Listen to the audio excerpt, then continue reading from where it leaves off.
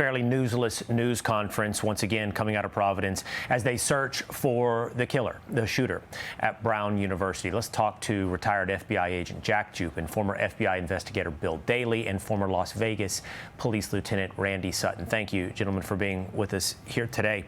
Bill Daley, we will start with you. Let's talk about this second person of interest, Bill. It seems that he is being characterized as someone who was in the proximity of the killer, may or may not have had a conversation. As the chief said, the colonel said, videos don't speak, so he doesn't know if they spoke together. But the suggestion, filling in the blanks, is that this person simply might have been a witness, with leaving open the possibility that there may be something more. But in asking this person to come forward and give us that information, it seems to be, in this case, they're looking for a witness. Yeah, well, it certainly seems at this point that this person they don't believe was, I say, intimately involved. As you said, the offer is for the person to kind of, voluntarily come forward.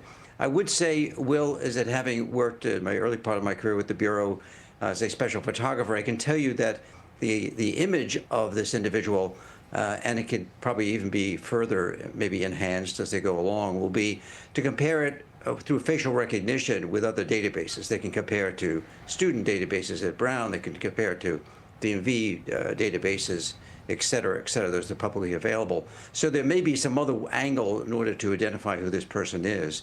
But I think going back to this point is that this person is kind of collateral to the incident. The primary individual of interest is the one we've seen the other images of, but perhaps this person can lend some further detail as to maybe if there was a conversation, if he kind of saw close up who the person was to get a better description of that person, even close where he's wearing a mask, something like that. Jack, as a supervisor of the FBI's terrorism task force, I'm tempted to ask you, what do you think law enforcement is doing right now? I do think we got some color into that in that press conference. It sounds like they are literally going door to door, trying to look at ring video, home surveillance cameras. And it really seems to me, and I lean on you as the expert, it seems to me they're still starting from first base. They're actually looking for a lead. So I'm tempted to ask you think there's more going on behind the scenes, more advanced than we believe? Or is that evidence, as it seems to me, that we're still starting from square one?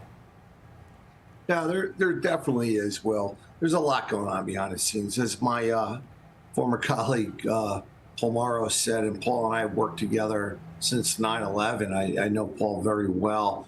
He brings up some very good points. The first point being, somebody's going to recognize this guy. Somebody knows who this guy is. And as your other guests have said, turn yourself in. If there's an issue, there's no issue. There's no reason not to come in and say, I may be a witness. I may have seen something or heard something. That being said, if he doesn't, that's fine. But this is going much beyond. I hate to say this, but we're 5 days into this. And the fact of the matter is, this person could be overseas already. This person could be out of the country. He could be in Wisconsin. He could be in California, Mexico, South America. He could be anywhere. So the fact of the matter is, we're squaring off a small area, Will. That's not consistent with what the FBI will do. The FBI is going to expand this. You got to expand this. It's 5 days. I can get out of the country in 6 hours. In 5 days, I can be anywhere. So it's something to think about. Which, by the way, while I respect that there's a lot more going on behind the scenes, it does seem to validate my suspicion that we're not very far along in this investigation. There does not seem to be an indication that you have any strong leads to, in your example, expand this beyond a 30 square block radius around Brown University looking for a random video that gives you that initial lead. Jack, I want to ask you about initial leads. Again, these are things that I wonder how significant these details are and how much of a contribution they will be into ultimately identifying this suspect. People have talked about, number one, his gait, Jack. Second, that two-tone jacket. I don't know how unique it is or if we can see a brand on that jacket, but those seem to be two distinguishing characteristics beyond his build. And then finally, I'm just going to lay these three things at your feet, Jack.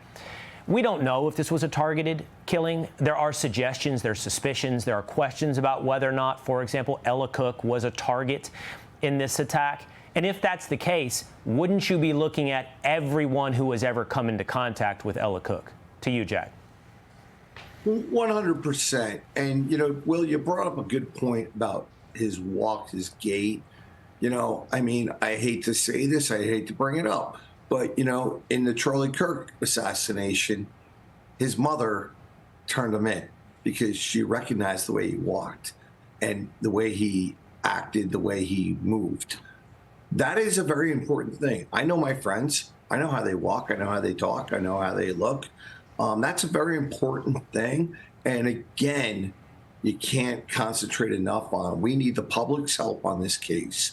The public can come forward. There is somebody out there that knows, whether they're right there in the Providence area, Brown University, or they're in California, or they're overseas. There are people that know who this person is. And this person will make mistakes. They always do.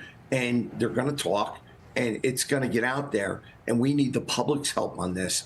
I can't exercise that opinion enough.